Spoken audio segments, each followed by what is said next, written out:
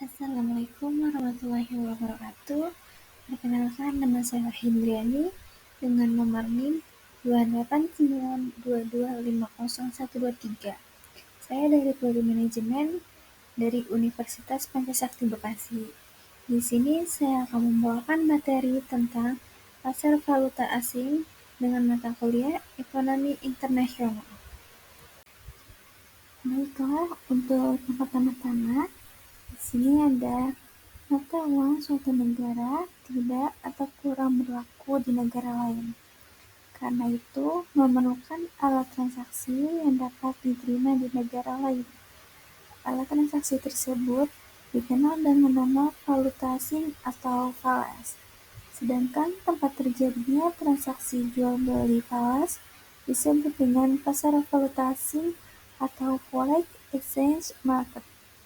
Pasar valuta asing merupakan suatu mekanisme yang menggambarkan bahwa orang dapat mentransfer daya beli antar negara, memperoleh dan menyediakan kredit untuk transaksi perdagangan internasional, dan meminimalkan kemungkinan risiko kerugian atau export of risk akibat terjadinya fluktuasi kurs suatu mata uang.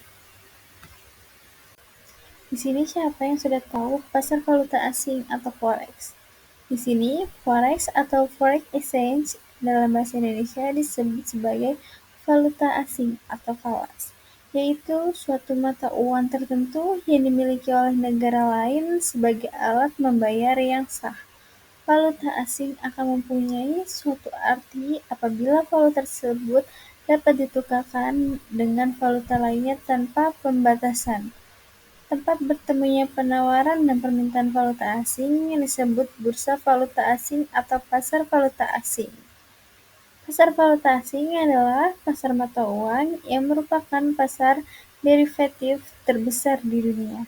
Perdagangan mata uang diawali pada tahun 1971 berdasarkan perjanjian Bretton Woods yang menetapkan perubahan nilai mata uang suatu negara dari kurs tetap menjadi kurs mengambang yang nilainya ditentukan oleh pasar. Selanjutnya di sini ada tujuan transaksi valuta. Transaksi valuta asing yang dilakukan baik oleh bank, perusahaan lain, ataupun individu mengandung berbagai tujuan. Tujuan ini berbeda-beda sesuai dengan apa yang ingin diperoleh dari transaksi tersebut. Di sini ada beberapa tujuan dalam melakukan transaksi falas oleh berbagai pihak tertentu.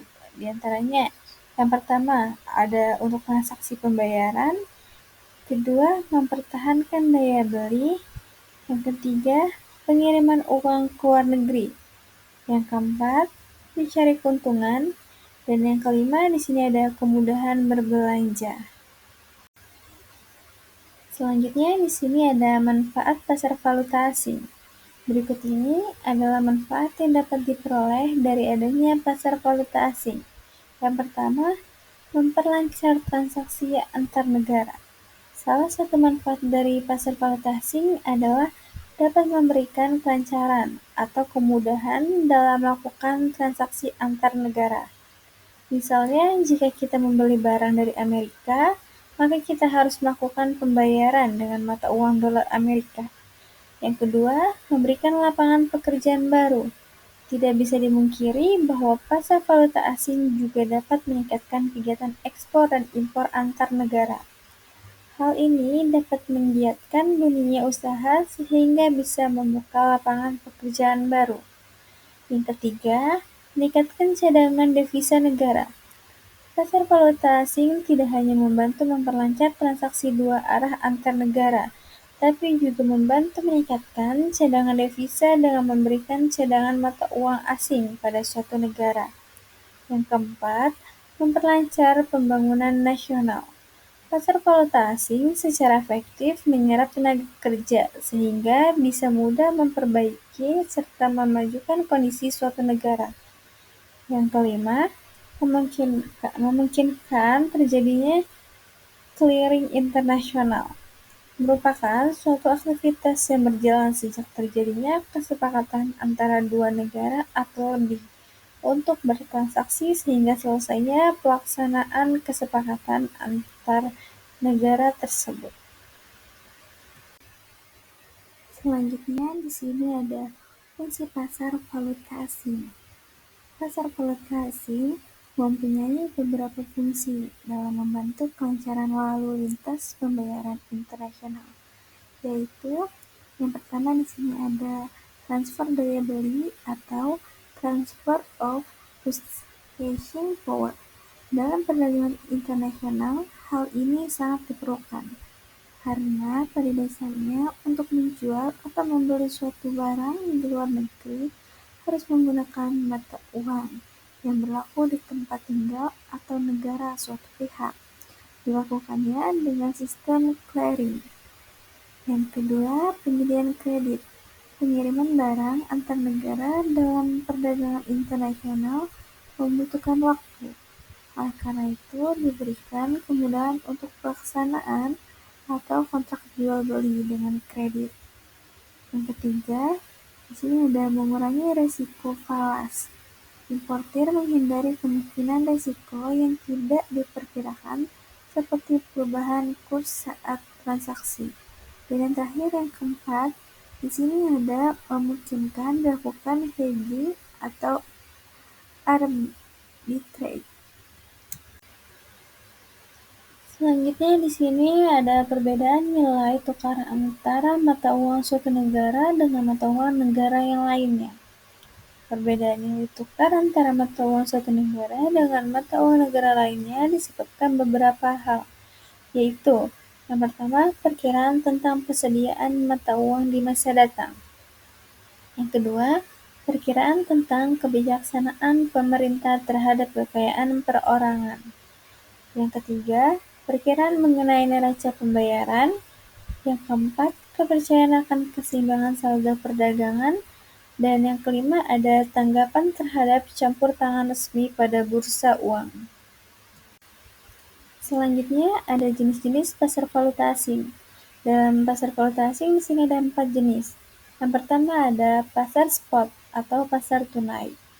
Pasar yang memfasilitasi transaksi-transaksi nilai tukar berjalan atau kurs spot suatu valuta asing.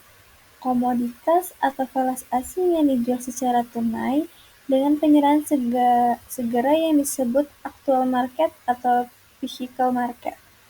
Transaksi spot terdiri dari transaksi valuta asing yang biasanya selesai paling lama dalam 2 hari kerja. Dalam pasar spot terdiri dari 3 jenis transaksi, yaitu cash adalah pembayaran suatu mata uang dan pengiriman mata uang lain diselesaikan dalam hari yang sama. Yang kedua di sini ada TOM, singkatan dari tomorrow atau besok, yaitu pengiriman dilakukan pada hari berikutnya. Dan spot pengiriman yang diselesaikan dalam tempo 48 jam setelah perjanjian. Jenis pasar valuta asing yang kedua di sini ada pasar forward. Pasar yang memfasilitasi perdagangan kontrak, kurs forward atau mata uang. Kurs forward adalah nilai tukar suatu valuta asing dengan valuta asing lain pada suatu waktu di masa depan yang dikuotasikan oleh bank-bank. Transaksi forward adalah transaksi valuta asing yang pengiriman mata uang dilakukan pada tanggal tertentu di waktu yang akan datang. Jenis pasar valuta asing yang ketiga di sini ada pasar currency futures. Pasar yang fasilitasi perdagangan kontrak currency futures. Suatu kontrak currency futures menetapkan suatu form standar dari suatu valuta asing tertentu yang dipertukarkan pada tanggal penyelesaian atau settlement date tertentu di waktu yang akan datang. Sebuah MNC yang ingin membendung atau membatasi utangnya akan membeli kontrak currency future untuk menguji harga suatu valuta asing di waktu yang akan datang. Dan jenis pasar valuta asing yang terakhir yang keempat di sini ada pasar currency option. Pasar yang fasilitasi perdagangan kontrak currency option. Kontrak currency dapat diklasifikasikan sebagai call atau put. Suatu solusi call option menyediakan hak untuk membeli valuta asing tertentu dengan harga tertentu, di mana dengan strike price atau exercise price dalam suatu periode waktu tertentu.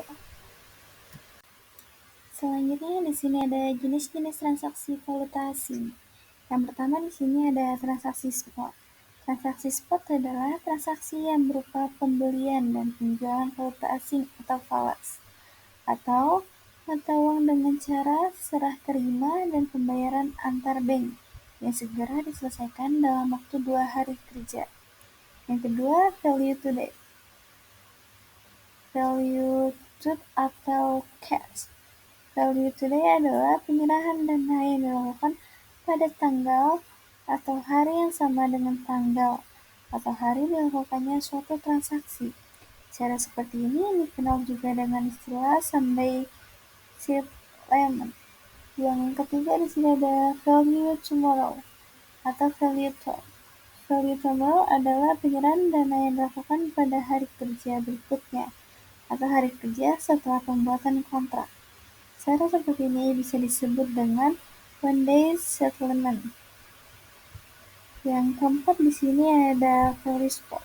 Value spot adalah penyerahan dana yang dilakukan selama 2 hari kerja setelah tanggal terjadinya transaksi. Biasanya cara seperti ini dilakukan pada transaksi internasional. Yang kelima di sini ada transaksi forward. Transaksi forward adalah transaksi yang berupa kontrak yang disetujui pada hari yang sama, tetapi penunaiannya akan dilakukan di masa depan atau tanggal yang sudah disepakati. Karena hal itulah transaksi ini disebut juga dengan transaksi berjangka. Secara sederhana, ketika melakukan transaksi forward, kurs akan ditetapkan pada waktu kontrak dilakukan, tetapi pembayaran penyerahannya akan dilakukan pada kontrak telah jatuh tempo. Yang keenam, di sini ada transaksi swap. Transaksi swap adalah suatu transaksi yang melibatkan kontrak pembelian dan penjualan valuta asing dengan menggunakan harga spot yang sudah dikombinasikan dengan transaksi pembelian dan penjualan valuta asing yang sama dengan harga forward. Dengan demikian, transaksi ini merupakan gabungan dari transaksi spot dan transaksi forward. Dan yang terakhir di sini ada transaksi option. Transaksi option adalah suatu kontrak yang dipakai untuk mendapatkan hak dalam upaya untuk membeli atau menjual sejumlah valuta asing pada harga, rentang waktu, dan tanggal akhir tertentu. Selanjutnya di sini ada keunggulan dan kelemahan perdagangan valuta asing. Di sini ada keunggulan yang pertama ada likuiditas. Banyaknya broker atau dealer dalam pasar valuta asing menjadi pasar tersebut sangat liquid sekaligus bisa membuat harga menjadi lebih stabil. Yang kedua di sini ada transaksi berjalan 24 jam sehari selama 5 hari dalam seminggu. Dan yang ketiga di sini ada harga real time bisa diakses kapan saja dengan cuma-cuma. Dalam perdagangan valuta asing juga mengandung beberapa kelemahan atau resikonya. Yaitu di sini yang pertama, resiko kurs pertukaran atau exchange rate risk. Resiko ini timbul sebagai akibat dari naik turunnya nilai tukar kurs falas. Yang kedua, perubahan kurs. Perubahan kurs suatu mata uang akan mendorong spekulasi. Yang ketiga di sini menimbulkan inflasi. Aktivitas perdagangan falas mendorong timbulnya inflasi, yaitu kenaikan harga-harga barang dan jasa secara umum. Baik, selanjutnya yang terakhir di sini ada kesimpulan. Bagi suatu negara yang ingin melakukan transaksi dalam perdagangan internasional, baik itu impor atau ekspor, perlu memerhatikan kurs valuta asing. Sedangkan bagi perorangan, jika ingin melakukan transaksi penukaran nilai mata uang pada forex, perlu mengetahui jenis-jenis pasar valuta asing. Dolar Amerika Serikat merupakan mata uang yang memiliki nilai tertinggi dalam valuta asing. Salah satu penyebab mata uang Amerika Serikat menjadi nilai tertinggi di transaksi pertukaran mata uang adalah Amerika Serikat memiliki pasar uang terbesar dan paling cair di dunia.